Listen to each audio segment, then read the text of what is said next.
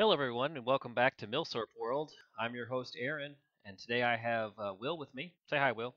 Hey everybody. Will really wanted to talk about French bolt-action rifle development, and so here we are. So he's going to go over French bolt-action rifle development from the 1860s all the way up until the modern age, until I think the 50s, right, Will? Yeah, we'll see the French still using bolt action rifles all the way through the 50s. All right, I don't really have much experience with French bolt-action rifles or French rifles in general. I only have the one actually that I bought from you, Oh yeah, I remember that one. the Bertier. Yeah, I'll probably talk about that one here too once we get into that specific manufacturer. All right, well, take it away.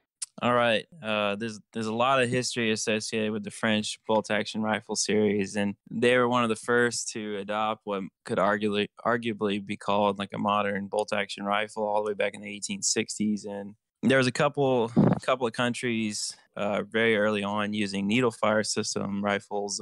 Most notably, you had the Germans using the dry sea needle gun back in the 1840s originally and used for a very long time. But in 1866, the French adopted their rifle, known as the Chassepot rifle. It was a pretty revolutionary transition from their muzzle-loading percussion cab black powder rifles they were previously using. And they had the Chassepot in various different configurations for all different types of troops. And we'll see this progress throughout French rifle history all the way up until primarily World War I of the different unit designations and the different model designations. But we had the 1866 Chassepot in infantry rifle configuration, and various short rifle and carbine configurations like foot gendarmerie carbines, mounted gendarmerie carbines, cavalry carbines, artillery musketoons, and you'll see a lot of differences that are reused throughout history of other bolt action rifles to come, but they're all the same basic action, the same basic function and operation of the guns. Most of them are really differences in barrel lengths, sling configurations, sight configurations. But the 1866 Chassepot being a needle fire gun, it uses a paper cartridge. We're not at the time of a drawn brass metal cartridge. We're still using a semi-fixed paper cartridge. There are several different state arsenals that produce the Chassepots, and they're primarily Saint-Étienne and Châtellerault and Toul and Mutzig, and their names we'll see really carried all the way through World War One and much later. But there was one other pretty interesting manufacturer. It would be Cahin Lyon. They were a private developer who weren't actually manufacturers of firearms. They were, I guess you could parallel it to like a general contractor and a subcontractor in construction. They didn't have manufacturing capabilities, and they contracted with other people all around the world to make these Chassepot rifles. And they were made various places in the United Kingdom, and they were made in Spain and Italy, and I think some parts were made in Belgium. The Chassepot rifle was a really revolutionary development for the French, and it was their first bolt action rifle, and it was their first what some could consider modern rifle. And the other contemporary counterpart needle fire rifles like the Dry Sea and the Italian Carcano, when you look at them, they don't look like a modern bolt action rifle that you would expect by World War I standards. They look more like older muzzleloader firearms. And a Chassepot rifle, you could pick it up today being 150 years old, and you'd immediately recognize how it works. It's really not that dissimilar to like a new modern hunting bolt action rifle. Lots of variants and intricacies and different models and submodels of the Chassepot that were used by the French. A lot of history of the Chassepot too in the captured market and other countries' utilization of the rifles, especially when France and Prussia squared off in the Franco-Prussian War, and the French were using the Chassepots and the Germans were mostly using the Dry Seas. The French captured hundreds of thousands, or the Germans captured hundreds of thousands of the French Chassepots, and they repurposed them into various rifle and short rifle and carbine configurations, and they used them for a very long time. Some of them they retained needle ignition systems. Some of them they updated to centerfire black powder, like 11 millimeter Mauser cartridge. but tons of history around the Chassepot. It's one of the first like 4 or 5 real bolt action rifles adopted for any significance for any military power of the world. So that's the best starting point right there is the Chassepot. Very interesting. I think we'll hear the French being innovators a lot on this list. Definitely, we're going to see that they were very far ahead in a lot of regards, especially once we get up to the Lebel and we talk about smokeless powder. There were definitely some drawbacks of the Chassepot being a needle gun. Of course, we're still talking about single shot rifles. We're still talking about black powder rifles. We're a long ways away from smokeless powder, but immediately they realized the 1871 Mauser was the future. They realized that centerfire, drawn brass, and metallic cartridges was the way to go. So immediately, France started the process of updating their Chassepot rifles to the more modern technology in what became known as the 1874 Gras configuration. And the Gras is essentially a one-for-one bolt exchange for the Chassepot bolt. The idea was we're going to convert all of our Chassepot rifles to Gras configuration. We don't need to change anything else about the rifle. We designed the Gras bolt. One for one replaced the Chassepot bolt. And that was really the big next step for the Chassepot system, was moving it into the modern centerfire cartridge system. And they took all of their Chassepot rifles and they updated them to the 1874 Gras configuration. And what you'll see is all the original markings are retained. Most of them are still marked with French imperial markings and still marked 1866 and whatnot. It wasn't for a while that they began to make new production Gras 1874 weapons. Most of their first were just converted Chassepots. They retained all of the different variants and sub-variants of the rifle. So you still have full infantry rifle. You still have the various gendarmerie carbines. You have the cavalry carbines, the artillery musketoons. And we're still seeing all the same state arsenals as they move forward with the Gras system. I guess the one big difference between the two is by the time we got to the Gras system, other countries became interested in the Gras rifle. Originally, I don't believe anyone else purchased the Chassepot as a contract rifle, but many countries, especially once you get up towards the World War I era, were still using the Gras rifles, such as Greece. Greece bought the Gras pattern. They actually manufactured them in Austria-Hungary at Steyr, specifically for Greece. So you see other people becoming interested in these systems that France has developed. Yeah. Seems So like the first, I'm sorry. I was just going to say it seems like some of the ones that adopted it are more the ones that don't really have much in the way of budget to innovate themselves. that's true. A lot of the countries, I mean, I guess other than Greece, but a lot of other countries who used the Gras rifle after the French, they weren't leading powers. They weren't, if in regards to firearms innovation. The overwhelming majority of firearms innovation in the 19th century, latter 19th century, was countries like Germany, France, Austria-Hungary. These are some of the leading powers, but there were plenty of smaller states who didn't have the innovation. They were farther behind the curve, and they did look to other people's designs, such as the Gras, as a good influence or just an outright contract. Well, and then this leads into why World War I even happened in the first place. But you have, these political alliances where France and other countries were influencing people, and I'm sure that was part of it. It's like, take our older stuff. Sure.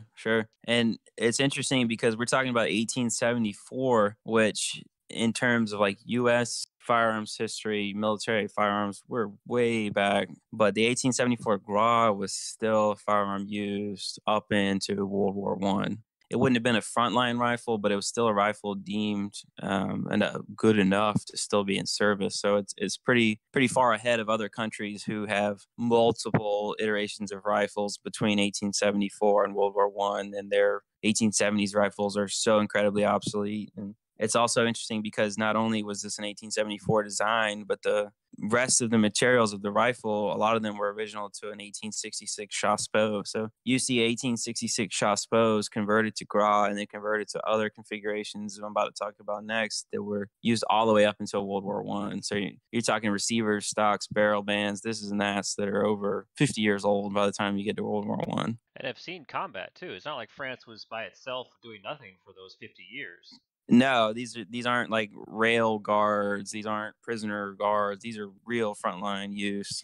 The next big innovation in the Gras would be, I guess I should say, the way that French firearms are often designated is with MLE, which is just an abbreviation for model or model. A lot of times they use abbreviations M and R and things like that. And M is just a general way of saying a modification. So we'll see in 1880, they develop a new variant of the GRA known as the M80 variant. And what they had at this time were still some issues with the drawn brass cases. They had problems with cases rupturing and gas mitigation, which is something we see across the board of other countries who are developing centerfire drawn brass cartridges. They were having the same issues. So in 1880, they began to update all the GRA rifles to better mitigate the gases of a ruptured case, and they carved out sections of the receiver and the associated bolt head so that gas would vent more vertically and not back into the shooter's face. So it's not really a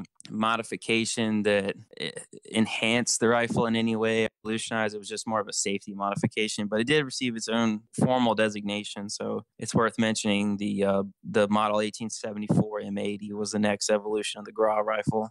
This is still single shot though, right? And this is still single shot. This is still big bore, 11 millimeter black powder stuff. So it's not a big step forward, but it is a good step forward in regards to safety of the shooter. Well, and then I'm wondering, at what point do these countries realize that I mean, at some point, I know because we're going to get to it, but the development of smokeless came about because I assume because we got to the point where we have these contained brass cartridges. So the rate of fire was much higher, and Sure. black powder and high rate of fire is not a good combination because you're going to gum up all the action, and it's going to just create a massive smoke cloud.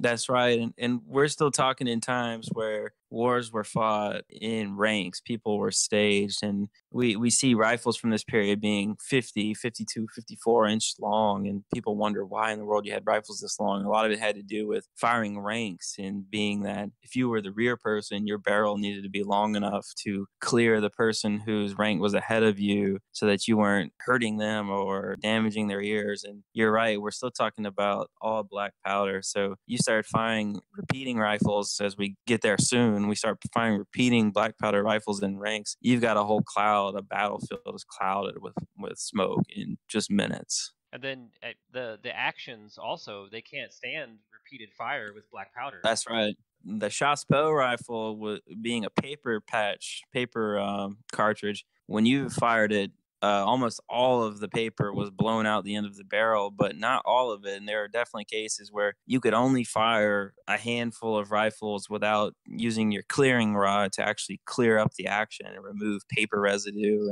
and things of that nature. So you're still seeing that in the 1870s when you're in your first development of drawn brass cases. This is what's driving countries to try to figure out, okay, what can we do besides black powder? That's right. I mean, that's definitely an advantage to the cleaner black powder or smokeless powder that's to come. And at this point of the GRA, by 1880, we're towards the end of the progressive development of the GRA. There are other things in the works. The GRA is essentially retired once we get up to the next rifle if it weren't for World War I. The GRA was used in World War I as an 11 millimeter big bore black powder rifle. France also again updated the GRA in 1914 for World War I, and they updated it to the smokeless powder, and they put Lebel barrels on them. They put new hardware. They put end guards, new sights, and GRA were served in World War I as a smokeless single shot rifle in 8mm Lebel. So you're talking rifles that could have been from a converted Chassepot 1866 to GRA 1874. Then you see the modifications of the GRA in 1880. Then you see the modifications of the GRA again in 1914. So you're talking rifles that have been in service for 50 years, and they're back on the battlefront of World War I. Talk about recycling. Yeah, I mean, we see this with other countries in World War I. Another one off the top of my head being Italy with the Vetterlis. We see the original 1870 Vetterlis updated in 78 to the Vitali magazine, and then updated again in 1915 to the Carcano magazine and 6.5 smokeless. So there's other countries that do this similar thing, but I don't think any of those rifles were really regarded as a service rifle, a frontline quality rifle. They were reserve emergencies. But the Gras in 8mm Lebel really did serve at the front in World War I alongside the Lebel. That's completely crazy to think. Yeah, it's not something. I mean, when you think in the United States today, a rifle that served 50 years ago still being in service, I mean, that's just this unheard of. But that's not even for just a firearm. I mean, anything 50 years old still being in use in a large scale sense is still kind of crazy. right, I mean, I totally agree. The truth is, the most of France's military adopted the Gras system, but a good segue here is the Navy in particular. They never adopted the Gras. They had the Chassepot of 1866, and they developed their own upgrade to single shot black powder drawn brass cartridge. So the French model of 1878 Kropatschek, that's a rifle that is extremely rare in the United States. They are extremely valuable. They are the next lineage of French bolt action rifle development to talk about. And there's something I've frankly never even seen one for sale. I just see pictures of them in books and in forums and whatnot. But the 1878 was the first of that type of rifle that was adopted by the Navy. And those rifles were actually made in Austria-Hungary at Steyr under contract. And those were an 11mm Gras, but this is the first step towards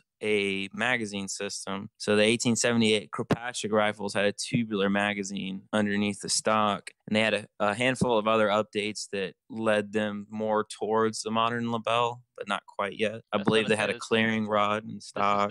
This is their first taste of a tube magazine. The Kropatschek was the first one, wasn't it? The Kropatschek was pretty much the predecessor of every tubular magazine that was adopted by military powers of the late 19th century. It's interesting when we see the Kropatschek nowadays, it's associated with Portugal of the model of 1866, and it gets a bad rap because it was a black powder rifle and it was what was considered to be late in the game. But there were so many developments of the Kropatschek system prior to 1886. It just unfortunately never was mainstream. Austria-Hungary never adopted it, and a lot of people adopted it not officially, but they adopted its design, like the Mauser 7184. That's a Kropatschek derivative. The Lebel 1886, that's a Kropatschek derivative. The Japanese Murata Type 22, that's a Kropatschek derivative. So you see this design influence all over the place. Not many people early on actually adopted a Kropatschek style rifle, but the French did in 1878. Right, and like you said, Portugal did as well, but not until 1886, right? At that point, it was late in the game. Yeah, it was. I think I remember Othias talking about it actually in his episode on it,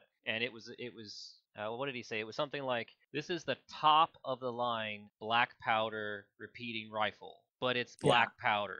It was just too late. It was, the technology was there 10 years earlier. It's just no one went for it for some reason in large scale, in mass production. When I say the French adopted the 1878 Kropatschek, it was such a small adoption compared to the 1874 Gras. It was only used by the Navy, and it was such smaller contracts. Well, that leads me to another question. I don't know much about most of the countries, the way they decide rifle development and stuff like that. Is this by committee in France? Yeah, I really don't know for this. I don't know for the French's adoption. Well, you said that the Navy went a different way, and I know that, like, in the United States, each branch kind of does their own thing. Yeah, I can see that here. I mean, it's definitely clear. I mean, the 1878 Kropatschek, I think, is formally recognized as the model 1878 Marine rifle. So it was never even intended to be used by the Army. Interesting. Well, what follows after the Kropatschek?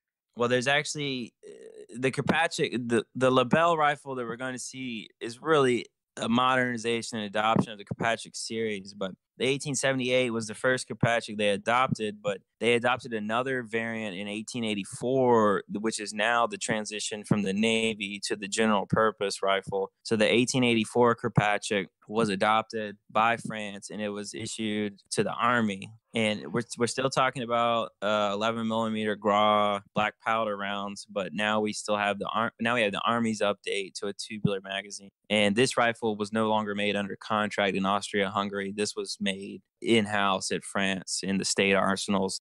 But that's a rifle that didn't see service pretty much at all, because as soon as they adopted the 1884, they began trialing towards the Lebel. So the 1885 models are their trials are like prototype rifles, or not. I don't think they're formally adopted rifles, and they worked away from the model 1884 towards the 1886. And what we see immediately is the adoption of the 1886 Lebel rifle, which of course was the first smokeless powdered rifle that was adopted by military power. Yeah, and I've seen, going back to seeing Arsenal again. This is where I get most of my information from. I really recommend anybody check those guys out. I've seen the video on their Lebel. You're right. It's they straight up just took most of the Kirkpatrick and just kind of just changed a little bit here and there, and then there you go. Yeah, that's exactly right. They made it fit the style of the previous French rifles. One thing you'll see about French rifles, all the way from the Chassepot all the way through to the Bertier, they use similar butt plates. They use similar sling swivels. They use similar trigger guard features. There's a lot of lines and curvature that seems to have been just reused over and over and over again. And that's what they did to the Kirkpatrick. They made a modern version of the Gras with the Kirkpatrick system, and coupled with the smokeless powder 8mm Lebel cartridge. I mean, even the 8mm Lebel cartridge was just a neck down 11mm Gras. So everything is a smooth flow. They don't see big revolutionary changes in overall feel or function. And I'm sure that helps a soldier who's used to the previous system, and the new system feels like it looks like it. It's less headache in training. I think they did everything very smoothly. The 1886 Lebel is initially adopted strictly as an infantry rifle. That was made by all of the main French state arsenals at this time. One thing you see with the French development for all these years, for a very, very long time, they maintained state arsenals as much as possible. There was no carbine or short rifle or utility variant of the Lebel, and a lot of that had to do with the limitations of the tubular magazine. Just like 5-6 years later, I guess that's 7 years later, in 1893, they made the first formal changes to Lebel, and you see what's called the M93 updates. And the overwhelming majority of Lebels that you'll encounter today will be 1886 M93s.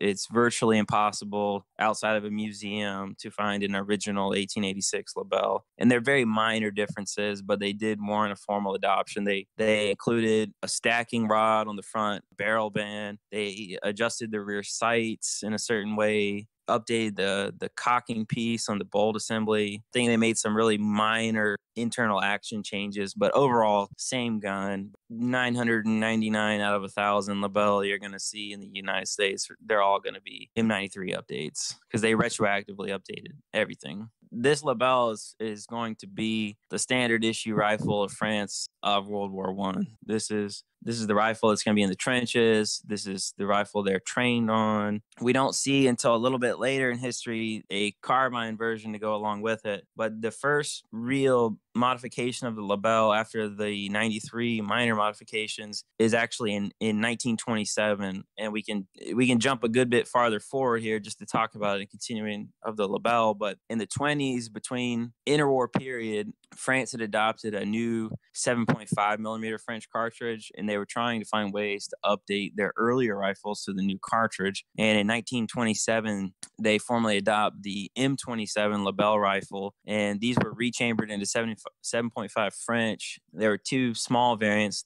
There's a short rifle variant. There was a cavalry short rifle variant. Very similar, I think, just minor barrel lengths and sling configurations. These rifles are like the holy grail for Lebel collectors. They're very, very uncommonly encountered in the United States and quite valuable. They go for several $1,000s, but this is way farther ahead than the earlier Lebel, and this is using like a Mauser style box magazine, like a 5-shot repeating magazine. That's the next evolution of the Lebel rifle in overall time. The last version of the Lebel rifle to get any type of modification in use is what's known as the R35. And the R35 was, again, an interwar update. But these are interesting in that they weren't updated to the 7.5 French. They still are retained in their 8mm Lebel cartridge. These were shortened to a Musketoon roll. These are formally adopted as a Musketoon, and I think they have a 3 or a 4-shot magazine capacity. They're very small and very handy. And essentially, all they did was took their old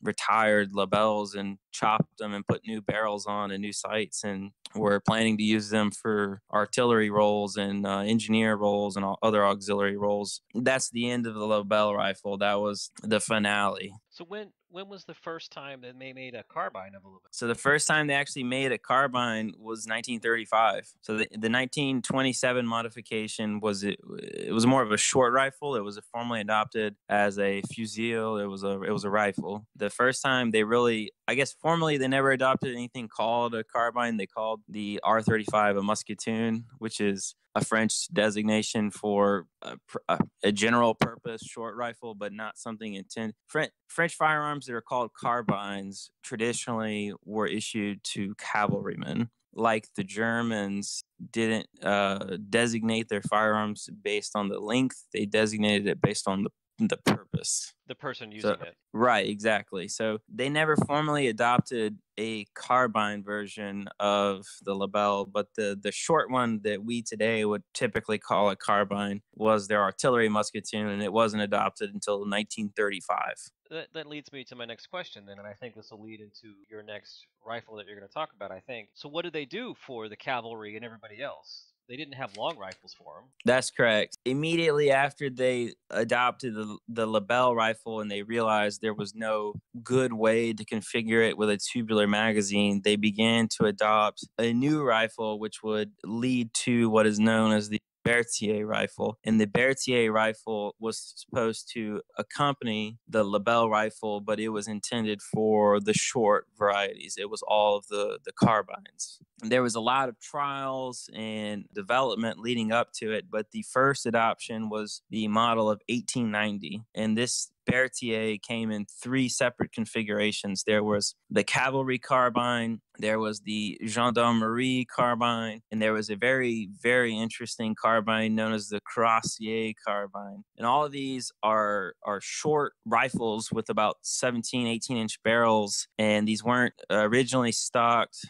to accept the bayonet, except for the gendarmerie. Like the cavalry carbine was fully stocked to the muzzle because the cavalryman carried his saber. The gendarmerie carbine, which is just the national or the military police, they did accept a bayonet, but those are incredibly valuable and sought after. But the most interesting variant of the 1890 Berthier is the cuirassier. French word cuirasse means a breastplate. And these are people all the way up until World War I who are, I guess, regarded as an elite cavalryman. They actually wore metal armor. They wore steel breastplates. They wore steel full helmets. Leading into World War I, there were cavalrymen carrying rifles but wearing breastplates. Yeah. It's crazy to see what people went into World War I and how they came out. That's exactly right. From what I understand, these guys charged into World War I in their cavalry units, immediately saw German machine gun fire, immediately dismounted their horses and joined the trenches in breastplates and full helmets. And there's plenty of historical pictures to support it, and it's quite interesting. The cuirassier carbine required a special type of stock. They have a different comb and overall feel and shape of the stock, and it was supposed to accommodate the configuration of the armor they wore. And these cuirassier carbines actually had a rubber butt plate instead of a steel butt plate so that they could be shot from the steel breastplate. So it's a quite interesting development. They're extraordinarily rare. I think they only made originally 20,000 of them. There's only a handful of them actually documented to remain in the world, like outside of museums. It's not something I ever planned to actually find, but it is a really interesting sub-variant. these are the variants. These are the model of 1890, and 2 years later they adopt a new version of the Bertier, the model of 1892, and this is the artillery musketoon variant. So previously we had the carbines of 1890s, but now we have the artillery musketoon of 1892, and this replaces the Gras artillery musketoon. And there are a couple, I think, unofficial subvariants that collectors use, like Type 1 and Type 2, and other small, minute differences, but it really comes down to sling configurations, I think, for the most part, and sight assemblies.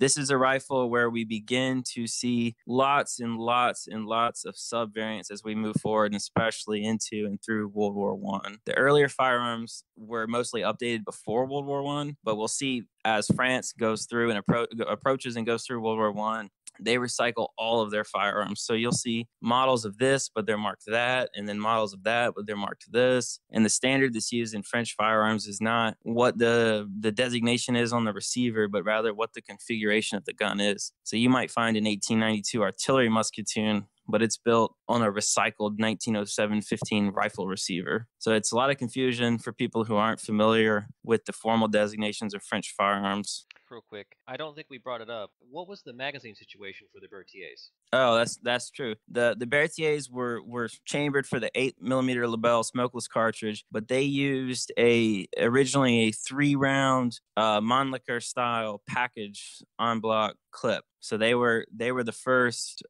short rifle, carbine, whatever you want to call it. They were no longer single shot, and most other countries at the time weren't using a 3-round packet. Actually, I don't know of any other country off the top of my head that used a 3-round packet. I've always heard, 3 is a lot better than 1, so we'll go with it. Right, and I believe the reason for that, and if I'm recalling my history correctly, the cavalry actually requested that because they could have done the 5-round clip like they do later on, but that would have Right. had a magazine protruding underneath the stock, and the cavalry decided, I don't want to have a magazine there that interrupts my way to ride. It's a way for something to be damaged. It's not necessary. Yeah, I mean that makes sense to me. And so you have a 3-round, which to us seems crazy that you have the option to have 5 rounds and you go, no, I want 3. But when you look at the overall rifle design, it allows for the magazine to be flush with the rifle, which is something that Danny and I talked about in another episode when we discussed Mannlicher style magazines versus Mauser. And having an exposed magazine is never really a good idea. Yeah, I mean, I totally agree. Early on, the 3-shot varieties of the Bertier, I mean, they're clean systems. They look good. They handle good. They feel good. It seems that when we move forward to the update, the 5-shot, it's more of a wartime emergency. It's an evolution of war mechanics and trench fighting, this and that. But the 3-shot Bertiers, I love them. I think they look good. They handle good. They feel good. Now, obviously, that's not a very scientific military approach, but I can see why they may have originally wanted to go with the 3-shot variety. All right, so you said there's a lot of variations of the Bertier. What time period are we in right now? Are we still in the 1890s? There's some more development of the Bertier once we hit the turn of the century, but the next development for the 1892 in particular isn't until World War I. So when we get to 1916, we reach a general family update known as the Modification of 1916. This is a very exhaustive overhaul of these systems to adjust for World War I. And the biggest difference is we'll see that the 3-shot 1892 is updated with a 5-shot magazine, like we just talked about. Later, we'll see that the 1892 is given a handguard, because none of the Bertiers of 1890 or 1892 or the Lebel of 1886, none of these firearms have handguards. When we get to 1916, we'll see for the first time the Bertiers to begin to have handguards. A lot of other minute detail changes, such as the sights. They go from older, real precise, thin sights to more crude block sights. But that's the update. I guess the last update of the 1892 would be the Modification of 1916. Which is what? Well, I have one of the family ones, right? It's the 0715, and then would that be Modification 1916? That's right. I mean, you'll see the Modification of 1916 is applied to both the artillery musketoons and the rifles. And another thing I should mention is the 1890 carbines are almost all overwhelmingly across the board over time, they were actually all updated to the 1892 artillery musketoon pattern. So what you'll find a lot are 1892 M16 rifles, but they're marked 1890 on the receiver. So just another way to confuse people. Right. It's whatever the final configuration of the gun is actually what model it is. That's generally how they're perceived. Between the 1892 and World War I, there are other variants of the Bertier system which are very interesting to me. The first is the model of 1902. And this is an adoption of the Bertier system for French Indochina, which of course would later become Vietnam. And what we see is in Indochina, France originally was trying to issue Lebel rifles to their colonials, but the Indochinese were supposedly not as large people as the French, and the Lebel rifle, being 52 inches long, was regarded as too much. So what they did is they extended Bertier carbine and artillery musketoon variants to a short rifle configuration, and this was given to the Indochinese people as the model of 1902. So it looks the same as the earlier Bertiers. It feels the same. It's still a 3-shot. It's just a little bit longer, given as a rifle roll instead of a carbine or a musketoon roll. And that, I'm guessing, that leads into the 07 model, right? That's right. The 1902 are highly sought after for French collectors today. I had one and regrettably sold it. They were never really imported into the United States. Almost all of them in the United States are believed to be Vietnam veteran bringbacks for U.S. soldiers. They're an interesting piece of history. And when France I guess, had success with the Indochinese variant, they adopted another variant for colonial troops in Senegal. And you have the Senegalese model of 1907 Berthier. And again, we're seeing a lengthening of the Berthier system. And this is taking the Berthier from the 1902 short rifle to a full-length infantry rifle pattern of the 1907. And we're still talking about 3 shots. We're still talking about bent bolts, which is interesting. This is the main rifle that leads to France's adoption of the Berthier system as an infantry rifle roll. So we'll see in 1915, France itself, instead of its colonial subsidiaries, they take the 1907 and they adopted it as the 1907/15 Berthier, which is pretty much the exact same thing as the Senegalese 1907, except they now use a straight bolt handle and they have a different bayonet configuration and front barrel band. Really minor differences, but France essentially takes their 1907 Senegalese rifle and adopts it for themselves, and that's what adopted as the 1907/15 Berthier. Oh, and then that's what mine is, and then it was updated to the 16 pattern. That's right. It's interesting, as World War I begins, France starts reaching out to other powers and starts getting contracts for the 1907/15 rifle. So yours in particular being a Delany Belleville, that's a private manufacturer in France. They're actually a car manufacturer, and they made these rifles. So they're pretty desirable to collectors. It's similar to, in the U.S., the M1 carbines that were made by Rockola and whatnot. They're just interesting to people. So well, and every time I posted it, people that I've seen that are French, they really love it whenever I post it. It's I guess it's extremely uncommon because they didn't make very many, as far as I know. They were switched over into, I guess, armored car manufacturing. That's right. I don't know what the total number that was produced, but I know it wasn't very many. No, it's much, much lower than the state arsenals. Which kind of makes sense. I'm sorry. I was just going to say, it kind of makes sense. You don't want the car manufacturer making rifles when they could make armored cars. Exactly. The last manufacturer of the 1907/15 Berthier rifle we still see has a very large presence in the United States, and it's actually Remington. Remington was contracted with France to manufacture them, and I won't, go into the details of the whole story, but the overwhelming majority of the rifles that Remington manufactured were not accepted by France when they tried to deliver them, so they were sent back to the United States, and you see a lot in the United States, especially sporterized versions of the Remington 1907/15 Berthier rifle. That's interesting. Like, it's like a little blurb. Was it just like they couldn't meet the production standards, or? Yeah, I've heard a lot of different stories. I know there's people talk about politics. They just refuse them for political reasons. But I think the general consensus, from what I understand, is the barrels were considered out of tolerance. They didn't they didn't have tight enough lands and grooves for France to accept. And I think that's the main story. And we see the same thing with Remington again, because Remington was at the same time manufacturing 1891 Mosin-Nagant rifles for Russia. And it ends up that Russia defaults or declines the majority of that order too. So what happens is all these firearms are sitting in the United States that weren't purchased by these other countries that they were under contract for. Remington's on the verge of bankruptcy. And as far as I understand, it was the United States government that actually bought a big surplus of all these firearms to help save Remington from going bankrupt. Yeah, I mean, that's where you see U.S., I believe, National Guard or Coast Guard issued Mosin M91.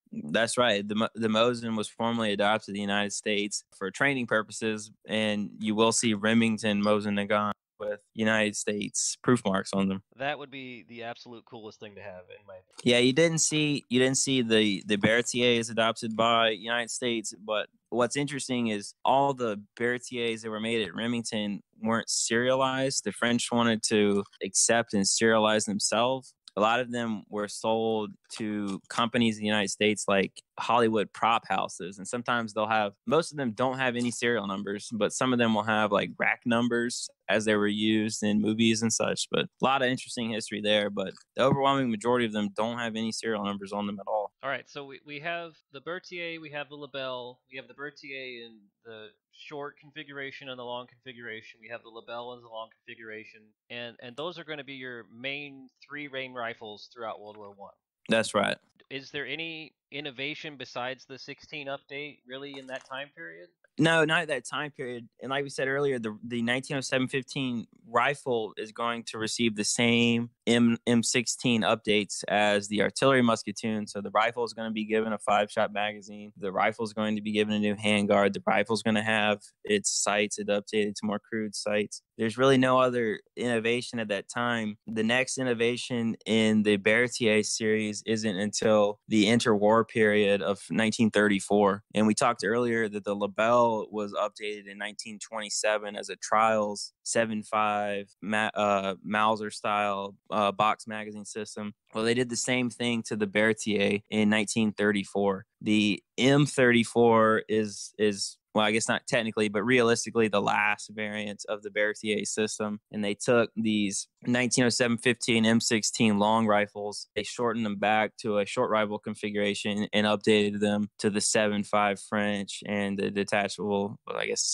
not really, but the box magazine, the Mauser style box magazine. That rifle was taken by France into World War II. There are a handful of known examples of M34 Bertiers that were actually captured and reissued by the Germans. Very small numbers, but it does have an official German rifle designation too. So that's realistically the last evolution of the Bertier series. There's one last formal edition of the Bertier series, and that would be what's known as the M37. And the M37 is a rifle. It's the same 7.5 update of the M34, but it's from the 1902 Indo-Chinese variant. So you have the 1902 M37 Short Rifle, and this rifle is an absolute unicorn. There's barely examples in museums, barely examples on the internet. This is really a prototype rifle, but it did receive a formal designation, and it's the last official variant of the Bertier. Interesting. So what comes after the Bertier then? So not 2 years later, we see the whole development of the MAS series of rifles, the MAS series of rifles, the MAS, which is Manufacture des Armes of Saint-Étienne. So all of the rifles after the Bertier we'll see are rifles that are designed, developed, and manufactured at Saint-Étienne. We're still in the bolt action series for a little while. There's several MAS semi-automatic and fully automatic rifles, but those are outside of the scope of today. But the last type, I guess you'd say, of bolt-action rifles that France adopted were derivatives of the 1936 MAS rifles. And these are in 7.5 French, but these are completely different than any other type of bolt-action rifles they've seen in the past. Crude updates, some would say, more towards World War II. These are utilitarian rifles. These are no longer elegant rifles. These are practical rifles. A radical departure then from the last, I guess, almost 70 years of history. That's right. And in the bolt action variety, there's 4 main variants of the MOS 36 rifles. The first being the MOS 36. They were formally adopted in 1936, but these rifles were manufactured well into the late 1950s. I've seen dates of like 1958, 1959 on MOS 36 rifles. And these started out a little less crude. A lot of the original rifles were parkerized and then had black enamel paint finish on them. As time went on, they began to use like a phosphate finish on these rifles, and then much later, you're seeing full out green army parkerized finishes, and they're very practical but not elegant in any way. The second derivative to talk about of the MOS 36 is also a very rare rifle. It's what's known as the CR39. I'm actually not sure what the CR stands for, but the CR39 is a paratrooper variety of the MOS 36. It's an even shorter rifle. It's definitely down at what we would probably call a carbine length. It has a folding buttstock that's made of aluminum and a telescoping retractable stock or a sling, I guess you'd say. And this is a variant of the MOS 36. It's very desirable, very rarely encountered, and go for well into the thousands of dollars when one ever comes up. But again, that's not one I think I'll probably ever find. It would be really neat to have one.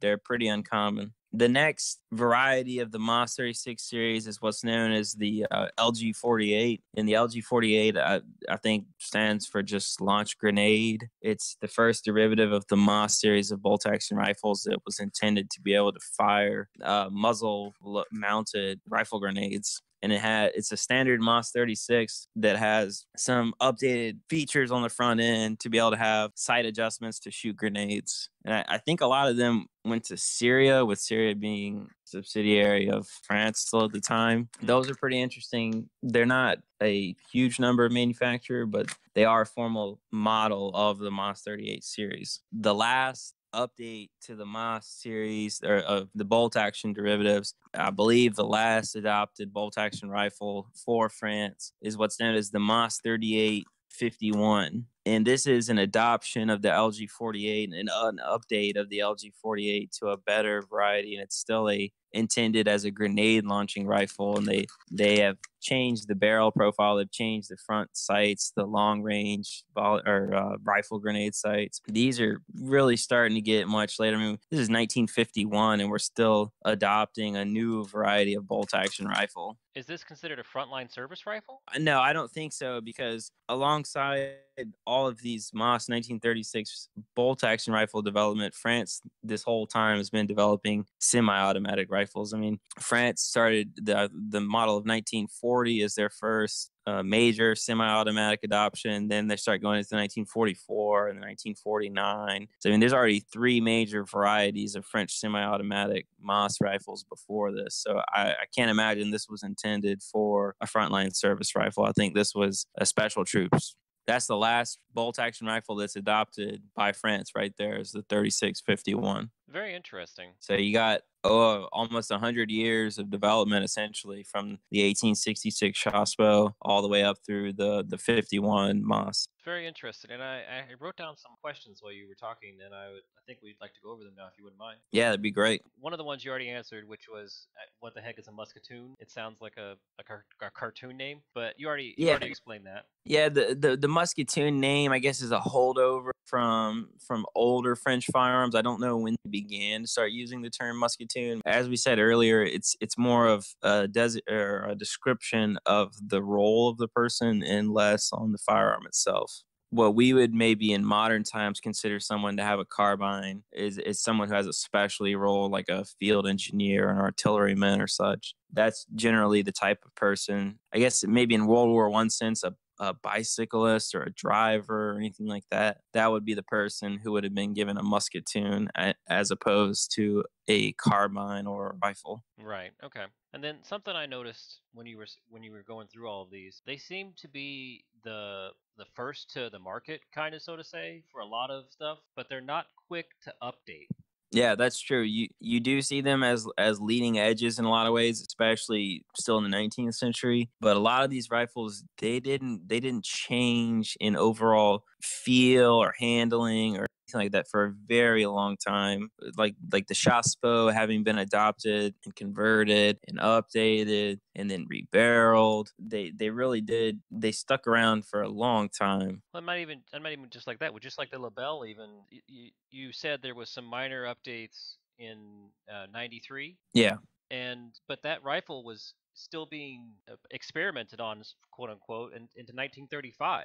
Yeah, But and it's you're the same seeing basic rifle. the function of the rifle did not change in any way. The same bolt, the same elevator, the same magazine systems. They really didn't update the mechanism. The mechanism was retained all the way through World War II. I mean, the R-35 served in World War II. That's fascinating. It's interesting to be like the leader for like the first one through the wall, and then you don't really like you're good with that, and then you don't really do much else after that. I guess they still worked. They still were satisfactory to their needs. They had Yeah, developed new rifles, but the older ones themselves, they still served alongside the newer ones.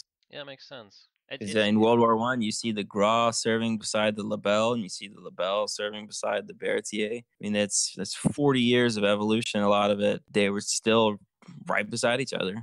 Yeah, something that until I started hanging out with you guys, actually, that I didn't really, I had a general idea of what most of these firearms were.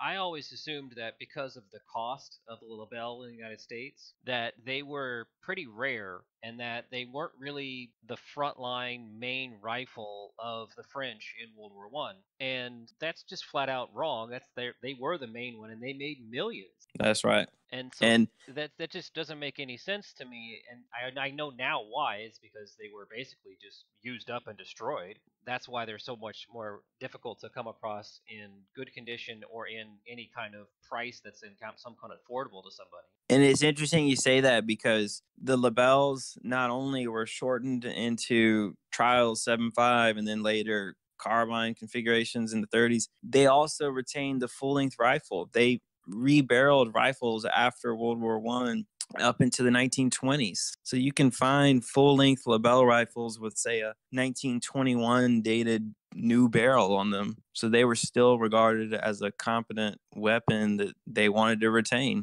And I think that you could even say that that was a lesson they learned from World War One is that they need to have decent backup weapons, and this was regarded as perfect for that role. Yeah, they really were. You'll see Lebels that were even updated in 1932 to the new ball-in cartridge. So in 1932, they were still regarded as useful. Actually, another step farther than that, you can find Gras M14 rifles that were retained until 1932 and updated to ball-in. So theoretically, you could have an 1866 Gras or Chassepot rifle that served all the way through and was still updated in 1932 to ball-in. That just seems.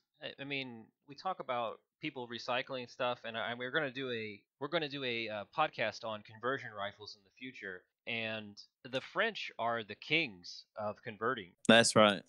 I mean, they waste And not, want not.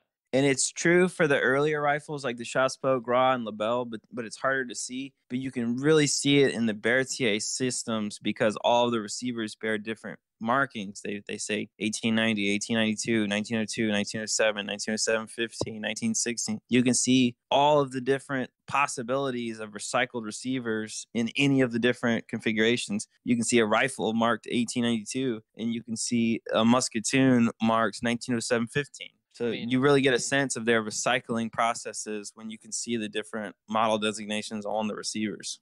I kind of understood the general idea of it, but it's kind of ingenious actually because you could have the 1907 15s, the long rifle Bertiers, and say that you get a lot of them returned because they're damaged or whatever. You have so many different variations that you can make it into because it's the long rifle. You can make it a the carbine or whatever, the Musketoon, and they're basically swappable. It's like you've made mix and matches, and you could do whatever That's you want. correct. And they did exactly that. It's actually quite an intelligent way of doing it because that way you don't have to worry about as much. You don't have to have separate lines of manufacture. You're kind of just all making the same thing, and then you kind of configure it as needed. That's correct. And there's not any other country that I know of during World War I or World War II who did it to the extent that the French did it. That's I mean, very you see interesting. countries like the United States, whose World War I rifles and World War II rifles, they're all completely different. In no way are they interchangeable. Like in World War I, the Krag Jorgensen, the Springfield 1903, the Enfield 1917, those are completely different rifles. They had no way are interchangeable,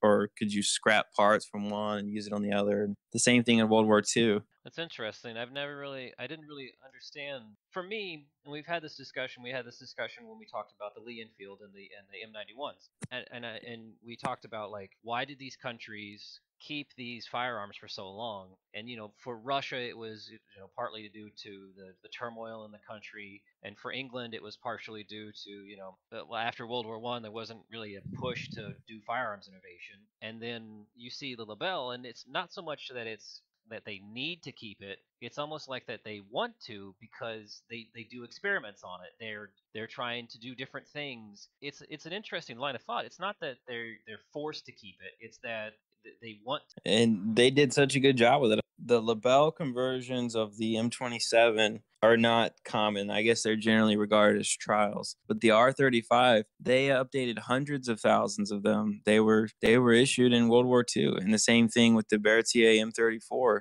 They didn't do hundreds of thousands of those. I think they did maybe about 60,000. But they were definitely intended to be a legitimate fighting weapon, and they were issued in World War II.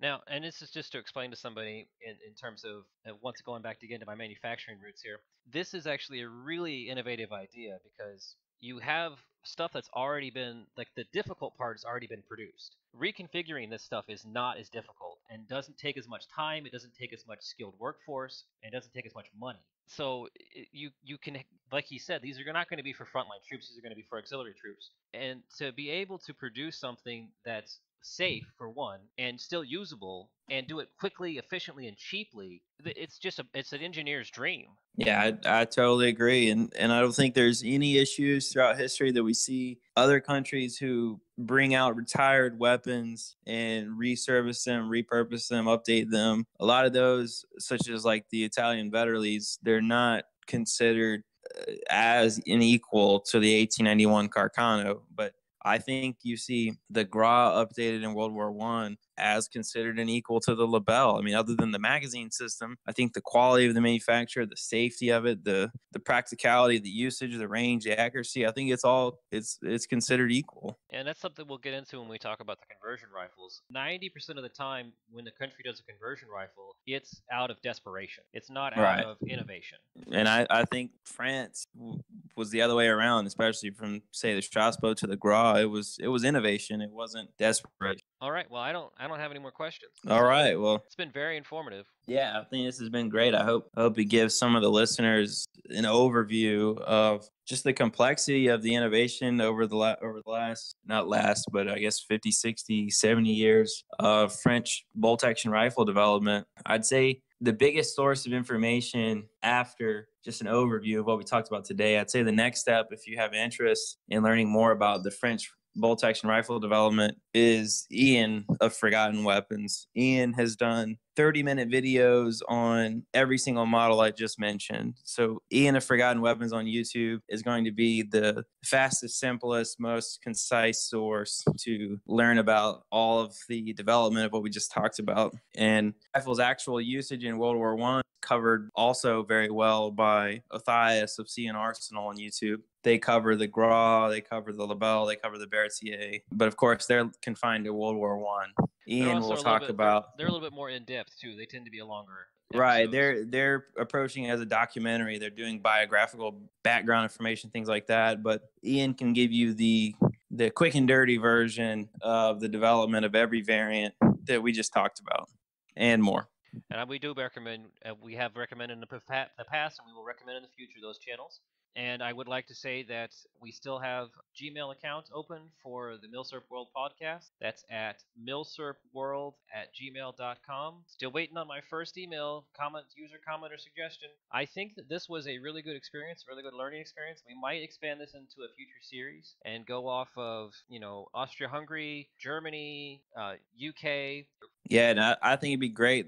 We could go through a lot of the other big countries too, some of the bigger powers of World War One. I think it'd be great. Yeah, and I'm a big Austria-Hungary fan with Mannlicher, and I would love to do one on that. That's very interesting. I mean, you have the Mannlicher in the 1886, actually. They adopt this very up-to-date, fancy 11 millimeter black powder, in-block fed, repeating rifle, and then France drops the smokeless. And I can only imagine they're just sitting there going, shit. I think several people were saying that then. Yeah, I mean, but it's just kind of funny. They adopted in 1886, and then they're just like, oh, crap. Yeah. All right, well, Well, this has been a lot of fun, and I think we're gonna have to cut it off though. We're at a little bit of time here. yep. I look forward to doing some future series with you guys on some of the other bigger powers as well. All right, thank you for having coming on, William. All right. Thank you. All right, bye.